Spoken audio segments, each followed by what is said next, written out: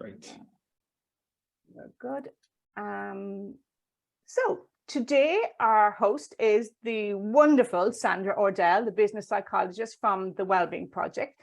So she is going to share with us some expert insight into the latest research on workplace resilience and well-being. She's in a brilliant position to do so because she has extensive consulting experience in the areas of psychometric assessment, coaching, and group facilitation. So she spearheads the continuous research and development of the Wraw Resilience Psychometric tool.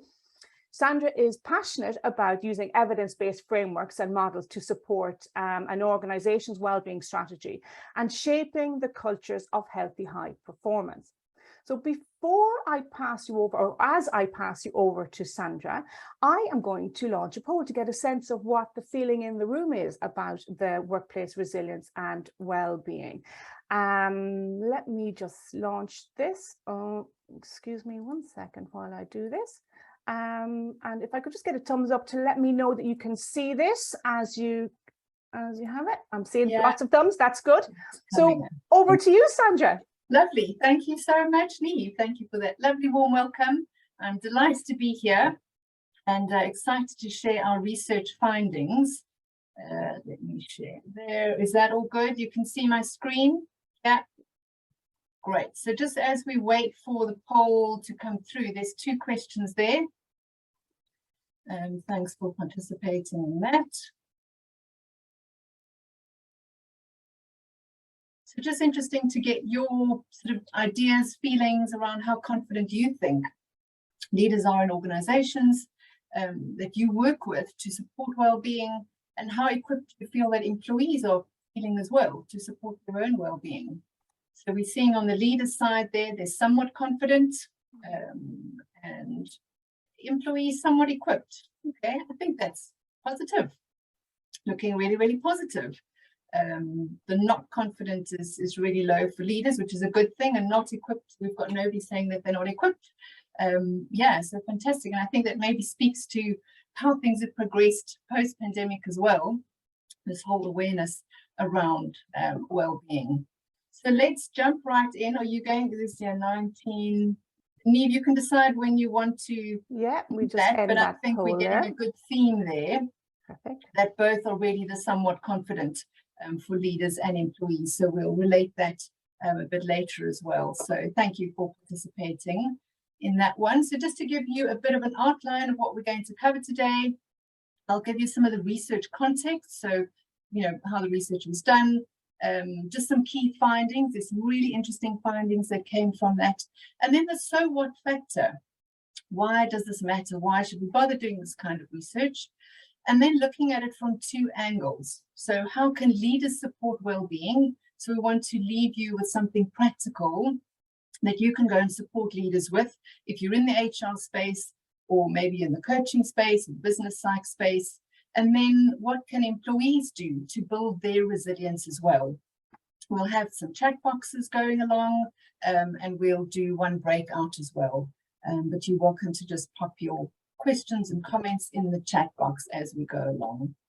So if we look at the research context here, and the research report will be available, I think it might have been in the advert as well, Neve, if I'm correct. Yeah, Alan's going, yes, I think it was, but you'll probably send it out again afterwards as well. So in the context of the Great Resignation and the ongoing impact of the pandemic, employee engagement and well-being, as we know, have become the new strategic imperatives, right? So people are just no longer willing to tolerate jobs that make them unhappy and that leaves them in a state of stress and fatigue. They're just not putting up with that anymore. We know that the working landscape continues to evolve at a rapid rate. So it's just constant change. And what the research does is really give some interesting insight to help employers plan and mitigate the risks that lie ahead, risks such as burnout and disengagement as well. What's really important is that no one size fits all. So we're seeing a disproportionate impact on different demographics. And you can see that in other research that CIPD has done, you know, yeah, all the other different Deloitte, they've all done different research, and it's sort of re-emphasizing that what we found and what they're finding as well. So what we're sort of advocating is that we need to take a flexible and inclusive approach to the different needs of people, and I'll chat more about that later, so then you can really get that return on investment. So if we look at the data then, so the data was based on Wraw.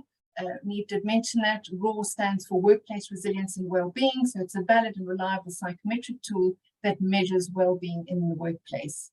It's made up of 112 questions, and we had over 7,100 completions, and the time period was Jan 2021 to March 2022. So it's something that we do on an annual basis.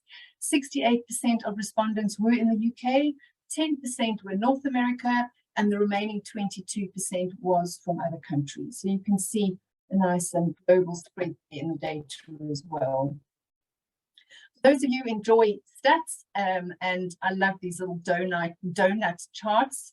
Yeah, I think the graphics are just so lovely, and there's lots more demographics if you like this kind of detail in the report. But I thought these were interesting just to show you the spread of the age. So you can see the different categories there. So the most in the 36 to 45 category, a good spread on either side of that. Gender, so slightly more females, just 1,000 more really than the males, so a fairly good split there. And then with the role levels, we've got the director, exec, and senior managers on that senior side, and then the line manager 1,500, non-manager 3,000. All right, so there's a whole lot more demographics in terms of industry and sector and departments and work environment as well. So let's get to the juicy bits, some of the interesting information and insights that came from it. So we know that leaders have a significant impact on the well-being of the employees, but this for me was so interesting that the research showed that 22% of an individual's well-being can be accounted for by their manager. So that's really significant. And there's two elements here. We're looking at how does the manager support an individual's well-being, and then how does the manager role model well-being themselves. Gallup's research shows that a contributing factor to burnout is the lack of manager support. So manager support provides that psychological safety, that buffer, so that employees know that the manager has their back. And then the Deloitte's research, I'm sure you've all come across that. If not, go and get hold of that. Really, really interesting. And they show the scale of the problem, that the annual costs of poor mental health has reached between 53 to 56 billion pounds in 2021. So all these findings, what we found, the Gallups, the Deloittes of the world, demonstrate the crucial role that managers play in supporting well-being at work. So having the regular open conversations that incorporate discussions about well-being are key to creating that culture of psychological safety where individuals feel that they're trusted and respected and that they have a voice. So we just re-emphasizes the importance of leadership in well-being.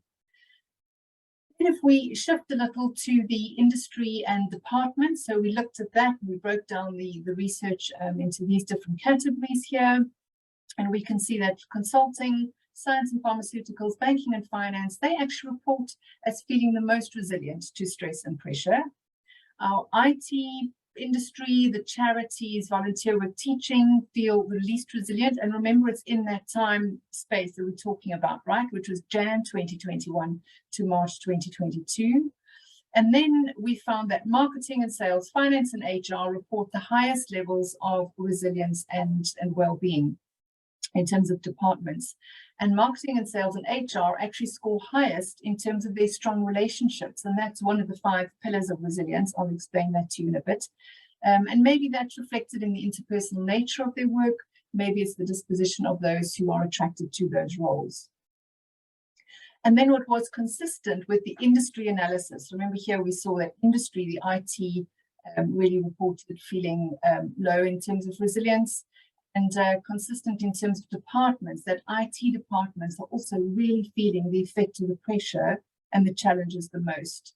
And maybe we can hypothesize that, you know, all the demands created during the pandemic, especially on the IT industry, with everybody moving to the remote working, all the transition that IT had to deal with, you know, all the long hours, the tight deadlines, all of those aspects could have really caused a lot of stress on the IT department and sector, per se. It'll be interesting to see how things change and develop over time. we shift again and we look at age, so we found that our younger workers, the 18 to 25s, report the lowest resilience levels, and in particular it was their motivation to persevere through setbacks and also the self-belief. And this is why we're saying that mentoring is so crucial, and it's really critical to build those relationships, especially when onboarding. So that's something to really take into consideration, is with this group of young workers, what can we do to support them, because they are really struggling the most. Our research found that the senior leaders have the highest level of resilience compared to non-managers. So in particular, they have much higher motivation and self-belief as well. So we're seeing that the resilience and the well-being of non-managers appears to be compromised the most. Maybe it's because they have less control over their work compared to the managers and executives as well. Here we can see the 5 pillars of resilience from the Wraw model. And I think the quickest way to explain the Wraw model is to use the car analogy. So imagine yourself as a car. The energy is the fuel that you put in the car. So that's the foundation of resilience. It gives you the fuel that you need, things like sleep, nutrition, boundaries, and the physical activity. We then have future focus. So remember, in your car, future focus is the sat nav. That's your map so that you know where you're headed. The inner drive is the engine. So that keeps the car going when things are really tough. So that's things like your self-belief and your motivation. The flexible thinking, that is what happens if we need to change course. So if there is a roadblock or traffic or detour required, what does one do in that situation? The strong relationships, the 5th part there of the pillar, is who are you taking along with you in the journey? Who's in the car with you? And that's about the building trust and accessing support. So if we look here at directors, remember we're doing role level here, directors and executives, they rate themselves highest in terms of their ability to think flexibly and see things from different perspectives. And you can imagine how this really matters, particularly in the changing circumstances that cannot be controlled. We need the leaders to be able to pivot rather than resist the change. Something really interesting that we spotted, and I'll go back to the previous slide in a moment, but across the research, so no matter what demographics was, we saw that people are not accessing their support network or actively building connections with others, and that can have a really detrimental impact on their well-being. So if I go back to the slide, and you'll see in the research, if you look at the report, all of this pillar here, the strong relationships, was much lower than the other 4 pillars, regardless of demographics. So it doesn't matter age, gender, role level, work sector, work environment. That strong relationship seems to be taking the most strain in the period that we assessed. So let's have a look at the so what factor. Why does this really matter? And then what can we start doing about it? Because I think that's important for you as HR professionals, psychologists, coaches, whatever field you're in. Maybe you're a leader and a manager. What can you actually do about that? So if we see, we question what was the aim of the research, it really was to help employers develop that deeper understanding of the importance of resilience within the workforce. And why is that important? Because that then helps inform new strategies to support employees to cope better and to bounce forward as well. Companies are only as strong as the people who work for them are. So managing well-being requires an integrated approach. And I think that's so important. It's got to be integrated and it needs to be quite diverse as well. And if they do, or if organizations do that, organizations will be in a much stronger position to mitigate the risk of burnout and disengagement, because those are 2 huge risk factors at the moment. And the Deloitte research shows that proactive interventions provide a much higher return on investment of over £5 to 1. So you'll get £5 back for every £1 you spend if you are proactive, rather than being reactive. So when people are in crisis mode and then you offer them the support and help, the return on investment there is 3 to 1. So that makes a big difference. So we want to take this kind of research and see what can we do? How can we equip our leaders and the employees to build their resilience and well-being? So we know why it matters, and that it's important to build resilience and well-being within organizations and at different levels. So individual, team, leader, and the whole organization level. But let's just pause a bit here, and here's opportunity for you to provide your thoughts and your input and consider what are some of the challenges that organizations may be facing currently. So maybe you're in an organization and you're experiencing certain challenges within the organization in terms of how they can support well-being. Maybe you're a consultant, maybe you're a coach. There's all sorts of experience that you can draw on. So if you could jump into the chat box and pop your thoughts in there. And while you're doing that, Alan, if we could get you learning with yourself. It was interesting with your the manager's impact on people's well-being, because I often feel sorry for the manager. They're kind of in the squeezed middle, aren't they? Nobody is it's interesting when you look at the Great Resignation as well. Yeah. It's actually the managers who are quitting most. And I think it's because they're being asked to lead differently, have these well-being conversations, look at flexibility, create psychological safety, all this stuff that they were never involved in. And they're going, here, good luck. But they're the ones, and it's interesting that leaders aren't, and we're finding that in other data sets as well. So it's those managers. And I love when you were talking about the strong relationships gone. Yeah. We're doing, even look at the research around isolation. The relationship, and it's those loose ties, those connection points we took for granted. When we first were at home, it was kind of nice, wasn't it? But then you kind of felt lonely. And there's a lot of research around loneliness, whereby I think Queen's University did, it's the same as having 15. The feeling of loneliness is the same impact on your health as having 15 cigarettes a day. Wow. Goodness. So that's incredible. Couldn't be more important. And I think we took it for granted, the loose ties, the connections. And if you look at the networking stuff, what's really interesting research as well is showing that from the strong relationships, people, because of the pandemic and the hybrid working, got closer to the people they were close to, but you got really close to them. But those loose ties that you had, and those loose ties can make you feel good. A little conversation, a little smile from somebody, they've been decimated. They're the real ones. And then in terms of your well-being, British Psychological Society just did a piece around people are less likely to ask for help online, even on Zoom or Teams, on the phone. You'll do it in person. So it makes it makes complete sense what you're finding. Yeah. That's very interesting, Alan, what you said there as well, that asking for help, in person is a lot easier. Huge. Typing, it's in writing or it's in a chat. You'd rather just say it to somebody than, it's captured anywhere. And I think we're also aware of data protection and where's my team chat sitting or my email, and now I've asked for help. So very good point. Sandra, who's going to ask for help in this format? In fact, Zoom leads to groupthink. We all just nod ahead, but we have no idea how people are really getting on, Absolutely.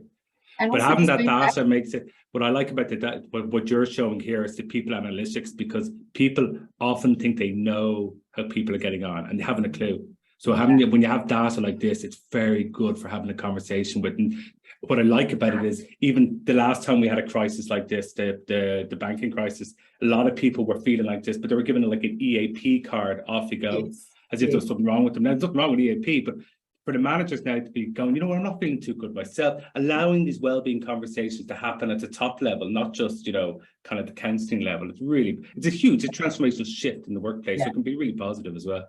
It is complete shift. And data definitely creates the foundation. And I think if organizations would start using the data and building that into the culture so that it's okay to have those conversations. That's right.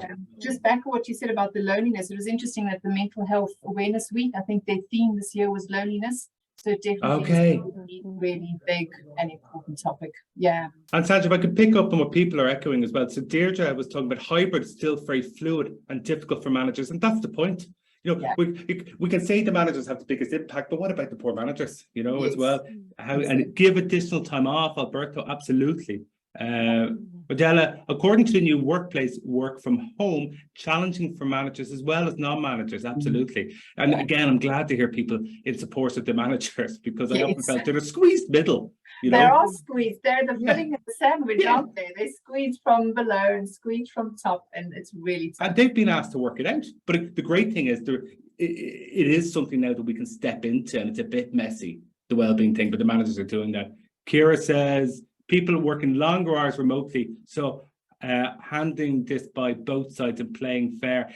And that was the thing that we've shown, the performance. People actually, people that weren't, a lot of managers didn't think people would work as hard as home. I know, and they won't admit that, but they didn't, and now that's been proved wrong. But the problem is, and I think that's what Kira's getting at, where's the Where's that kind of healthy boundaries? The never off boundaries, syndrome. yeah. Yeah. And that's Caroline, critical. sorry. The boundaries is just so critical for well-being. It's one of the key elements, right? But it makes it so much more difficult, to transition. Well, and if I'm being a bit cynical, some of the managers kind of go, we're doing flexible working here. Oh, so I'm getting a phone call at 10 o'clock, and so is that flexible? That's true. Taken to the extreme. Yeah. Caroline, more demands and higher expectations from stakeholders. Yeah, and less realistic idea of what you're doing. So we have to look at different ways of measuring it. Margella, long-term staff resistant to change. Yeah, and you know what? It's interesting when you say long-term resistant as well, because they are.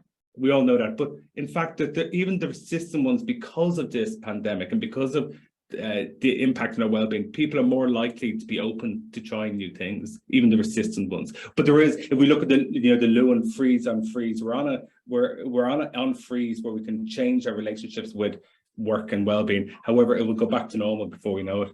Yeah. People are probably also just change fatigued. There's just been so much change, one thing after the next, and it's just like yeah, big time. How much change? Sorry, do we have more? Yeah, Amanda. Challenges with time, workload, and balancing it all, big time. And then Fintan, not raising the awareness with the managers of the great job they're doing in being a significant adult in their colleagues' eyes and impact on their self-worth, not getting everyone's perspective, give permission to not be sure. Look, and that's the vulnerability bit. It is. A lot of pressure to to be perfect. I love that one, Fintan. Yeah, some great stuff in there. Brilliant. Some really good comments. Thank you so much. But what's really interesting about the range of comments on there, it gives us an insight into the range of challenges that are experienced in organization. It isn't absolutely, as you said earlier, one size fits all, Sandra. No, it's not. Yeah, but it's coming at all different angles. Yeah. But it's great. It's great we're having this conversation, because we might have been having this now. It would have come eventually. We've just probably speeded it up. It's a bit like Nadella from CEO of Microsoft said, they transformed in digital transformation. I don't understand that world, but they did in 6 months what they couldn't have done in 6 years. I think we can do the same in psychology and well-being in the workplace. It's true. Absolutely. Yeah. Right. Thanks, Alan. Thanks, everyone, for your participation there in the chat box. So let's have a look at how can leaders support well-being, just so that you can take something very practical away. And I've got 5 key elements that leaders can consider when supporting team well-being. So as I say, whatever perspective you're coming at it from, if you're a leader yourself or you're a coach, psych, HR, whatever it might be, you could then use these and support the leaders. The first one is to make well-being a priority of organizational culture. And this is something I'm really passionate about, is culture. And you need to incorporate well-being into regular conversations. So if well-being is only an HR-driven initiative, so HR is, flying that flag, but the culture promotes things like working very long hours, answer your phone at 10 o'clock at night, work during personal time, putting work ahead of family, those burnout-inducing habits are going to be really difficult to break. So it has to be part of the culture. The second point there is openness is contagious. So when a person of influence speaks about their well-being, they open the doors for others to share their stories too. And there's so much power in storytelling. So when leaders open up about the day-to-day challenge that they are facing, what maybe stresses them out or is causing anxiety for them, the leaders then send a clear message. You're not alone, and it is okay to ask for help.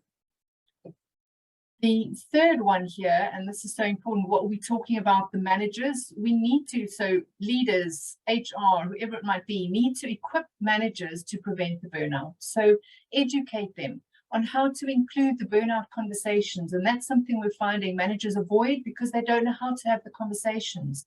We need to give them a language, a bit of a structure. How can they weave that into those one-on-one conversations and team meetings as well? Have a check-in, a bit of a temperature check. How is the team feeling? Also create awareness around what might the manager be doing that's contributing to the burnout in the team. So there might be something in terms of their style, their behavior that is creating burnout and stress within the team. And then equip the managers on how to be the canary in the coal mine. That's just such a brilliant image. About equipping the managers to be able to spot the signs that people are struggling and signpost to help, but to understand that they're not expected to diagnose, they're not counselors, they're not therapists, but they need to be able to signpost. So yeah, equipping them that they can actually spot those signs. And then create opportunities for managers to come together and learn from each other. We're social creatures, and so much of our learning takes place in the context of relationships. So hearing how others have managed really difficult conversations, how do they bring in talking about burnout and well-being and resilience in their one-on-ones or their team meetings, sharing their struggles as well with each other. So kind of that peer mentoring and support can be extremely helpful. Fourth point there would be to put well-being data on your dashboard. We've spoken about the importance of having data, whatever you do, be it a psychometric tool, maybe it's absenteeism, maybe it's thematic analysis of engagement surveys or just general surveys or polls, whatever it is, how you can collect your data, keep a finger on the pulse of employees' well-being. You can then identify the hotspots and also discover and celebrate what's working really well. So I think we mustn't forget that. We need to celebrate what is working well. What are we doing that is supporting well-being and building people's resilience? And the fifth point is about having well-being interventions that are inclusive and flexible. So it's about having different options that work for different people. So as we can see, there's all different age ranges, role levels, are all experiencing different challenges. So have a portfolio of support options, offer life stage support, and that can really help with the retention and the engagement and the burnout. So for example, a younger person might have very different challenges to somebody who's in their 30s and 40s, maybe dealing with a young family versus somebody who's caring for an elderly family member. So it's just about different and inclusive supportive interventions there. And so if we look now at what can employees do to build their resilience, I just want to see my eye caught some of the comments here. Alberto was saying leaders can support the team well-being, demonstrating their vulnerability. Absolutely, about being human, not superhuman. I like that. Thanks, Alberto. Yeah, really important there, just re-emphasizing that. And Maria, some employees and managers may not feel safe enough. Yeah, absolutely. And that's why it takes time. It's not just an instant thing. I think it takes time to build that culture. It's a whole journey in itself. It's not just something you can switch on or switch off and that's there or not there. So we've looked at what leaders can do to support well-being, and we know that it takes a culture of well-being, and that's why we talk about a two-pronged approach. So what we've already spoken about is that we need leaders to create an enabling environment. But what about employees? So they also need to take accountability. And what can they do to build their resilience? So what we'll do is we'll pop you in breakouts, just quick for 6 minutes. So Neve, if you can organize that, I'm sure you already have. You're probably ready to hit that button. So breakouts for 6 minutes, and that's your question to discuss, is what can employees do to build their resilience? So think about it from an employee side. What can they do? And we look forward to hearing your ideas. We'll see you back in 6. There, actually, she's from, remember saying a lot of people signed up from Enterprise Ireland, so she's with them. That's perfect. So the message is send them. Okay, sorry. Welcome back, everybody. Welcome back. Sandra, over to you. Yeah, all right, great. Thank you. Yeah, welcome back. So we're super keen to hear what were some of your ideas and thoughts around, what can employees do to build their resilience? So if you can pop your answers in the chat box, that'll be super. And if you would, anybody who is feeling courageous enough to come off mute and to share what was discussed in your group, that'll also be fabulous to have a bit of a voice. They're all courageous here, Sandra. Don't worry. Oh, amazing. Okay. So find that mute button, unmute yourself. And just share any 1 or 2 key points that came out in your discussion. We'd really like to hear from you. Alberto, thank you for being first off the blocks. Great, guys. Yeah, I think that there is an element to make yourself heard. So ask for help when you feel that you are in a phase, for example, of burnout and everything.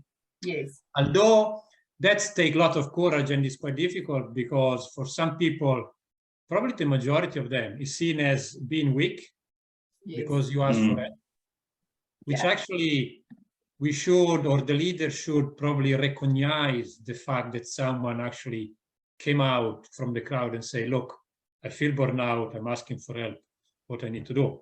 Yes. And that could be one of the things.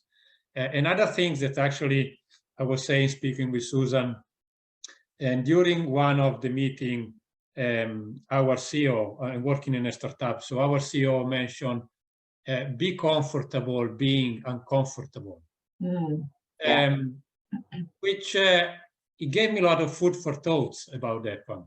And it actually helped me to going through some situation where I felt uncomfortable. I probably still need to work a little bit on that one. Yeah, these are my 2 cents that I wanted to share. Great. Thank you, Alberto. I really appreciate that. So yeah, agree with you there. So important to ask for help. And that's why having that support network, but yeah, it might be really difficult to do that. It does take a lot of courage, and that's why, again, it's so important for the culture and the leadership to demonstrate, role model that. Yeah, that it is absolutely. okay. I think that's the point, isn't it, Sandra and Alberto, is that don't ask me to be vulnerable if my leader's not. Do you know what I mean? And that's why we say it's a contagion. And also vulnerability, a lot of research on it. But it's fine as a leader saying, come on, be vulnerable. But you know, But they're not. Yeah, they need to. And I like that about being comfortable with being uncomfortable. So it is okay to feel uncomfortable. It's not a great space or place. Yeah, but that is all right. And to put yourself out there. So brilliant points. Thanks, Alberto. Thank you. There's also a bandwidth of vulnerability that if you're too vulnerable, if you're crying because everyone's cat died or whatever, it undermines you. And then if you're vulnerable, it can be manipulative sometimes, or can be seen to be manipulative. And it's just to recognize that bandwidth. And yeah, very interesting, I think. And yeah, good point. I like that word, the bandwidth. And it isn't about just revealing all either. So one's got to still have some sense of judgment and discernment around what it is. And it's like, what is my intention with sharing what I'm sharing?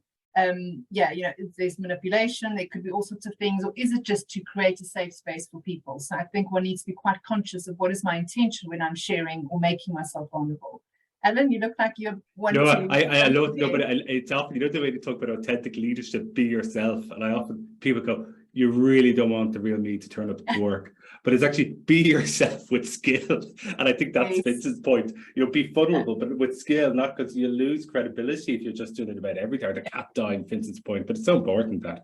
So important, So be yourself with skill. I like that. With the emotional intelligence. Yeah, exactly. There's more in the, but if you're being manipulative in any of this stuff, it's gone. You got to go in with your right intent. And invariably, what's interesting as well, most people leaders don't realize when they're stressed. If you ask them when they're stressed, they say no. Because Deloitte came out with that thing, I think it was 3 out of 6 are stressed because of the pandemic, which is nonsense. It's 6 out of 6. But it's not that people are lying. It's invariably, especially leaders, they just get through it. And it's only when it stops that I have a bit of downtime and go, Jesus, that was crazy. I was really not well there, but they don't realize it in that moment, Yeah, that was the point I was going to make, Alan. I just came off mute there because what I'm seeing is a lot of people who are in burnout or even in stress or overwhelm, whichever degree of it that we're going to talk about, don't know it in the moment. That's it. They really don't know it. And I had somebody recently where I actually had to say it to them. Yeah. And they were shocked and shamed and all of those things. And then they saw it. Yeah. And it was somebody who should not have been stressed or overwhelmed, who knew how to do all this. And that was really remarkable. But yeah, a lot of people don't know. That's why that raw curve is really good. Yeah. And that was really, and when you did that, because that was courageous on your behalf, because you challenged them, but I was also very kind, because being nice is just agree. Kind is actually challenging them, but in a way that's really going to help them, pointing something out, because they probably really needed that. They really did at the time. Thank you. Yes, that was kind.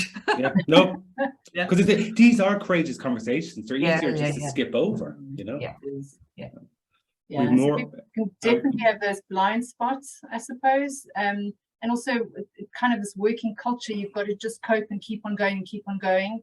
So to be told that brilliant. Not great at the time, but yeah, really, as you say, caring for that person in the long run. Will I read out some of the chat I see here? Patricia says important to respect your working hours and taking lunch breaks big time. Like, because that's, you know, and that's one of the things, you know, psychological safety was made famous with Google, the Project Aristotle. What do our best teams do to create norms?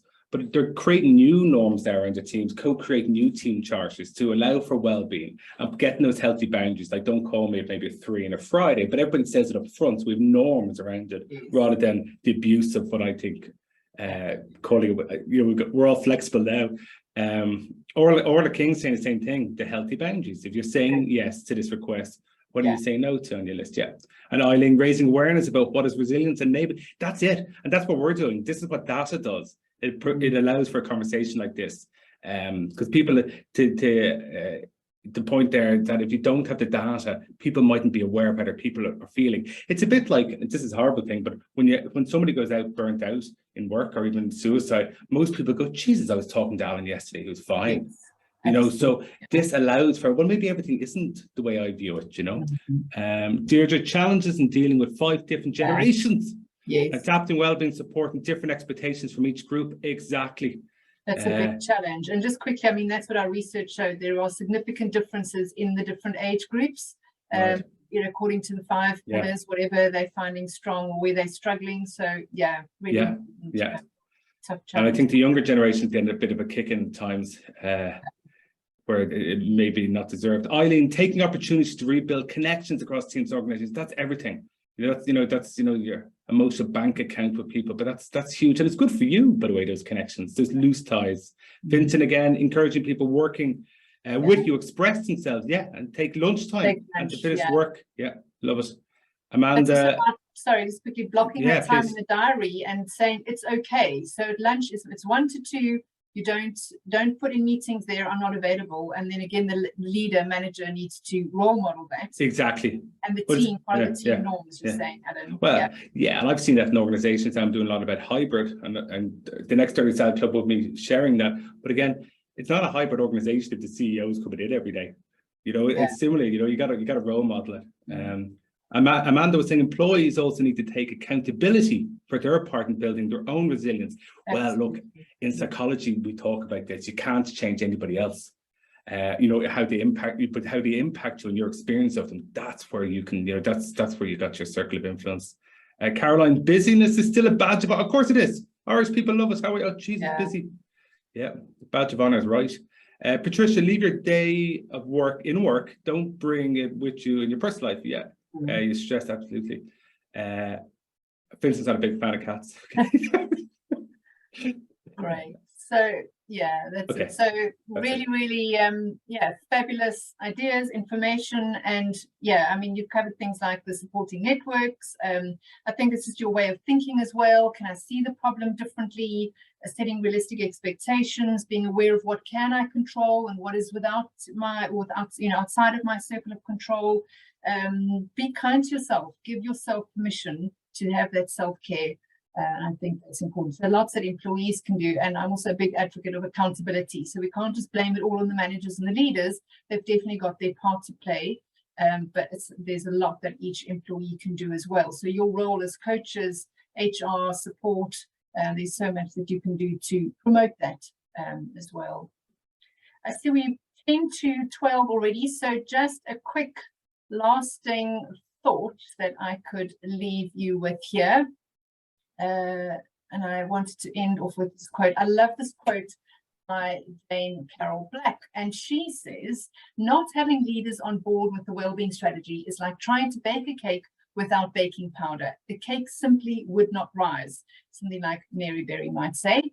But for me, it kind of summarizes so much, and that it really is critical that leaders are on board with the wellbeing strategy and to build resilience in the organization. So as a leader, it's about asking, what am I doing to create a culture of well-being that my team has built up and not burned out?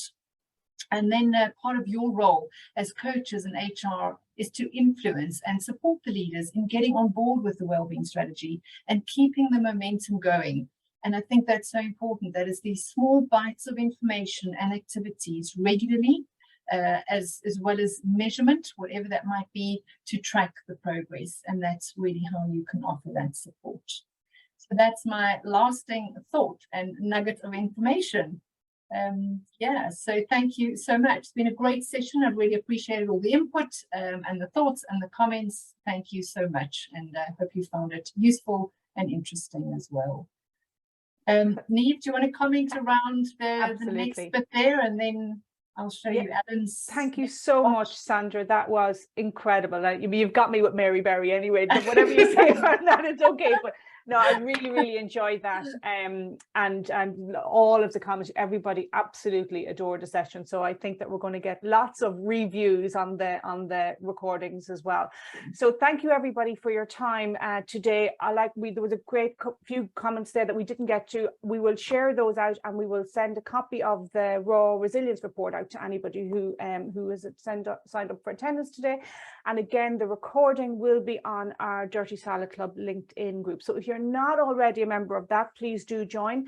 Something else I was going to say to you. Oh yes. So next up is the wonderful Alan. And he Jesus. Well, look, it won't be as polished, but we'll have a great conversation. I feel like this conversation's only getting going, Sandra. So thanks very much for that. And even having this report to enable a conversation, the conversation acts as an intervention. Even the conversation we've all just had is, people forget how quick things change. 4 years ago, this would have been the weirdest conversation ever. And now it's actually saying, look, well-being isn't something for an intern. It's to be taken serious at the C-suite. And I think that's great. And, and then I'll be moving on. Not as polished as you, Sandra, but we'll be having a chat about all things hybrid. Out to hybrid, I love that. Out to hybrid. Great. Well, we look forward to that. Thank you. So I just see in the comments there that somebody just mentioned that it'd be useful it was great to have the reminder for today. So if you follow Kinch Lyons on Eventbrite, you will be alerted, in plenty of time for the next session, but also you will get a notification if you're a member of that LinkedIn group as well. And Sinead, listen, thank you all very much. It's great to see so many smiling faces, and have a wonderful afternoon, and we shall see you next month. See you Bye for now, guys. Thanks a million. Take care, Sloan. Bye. And stop the recording, Neve.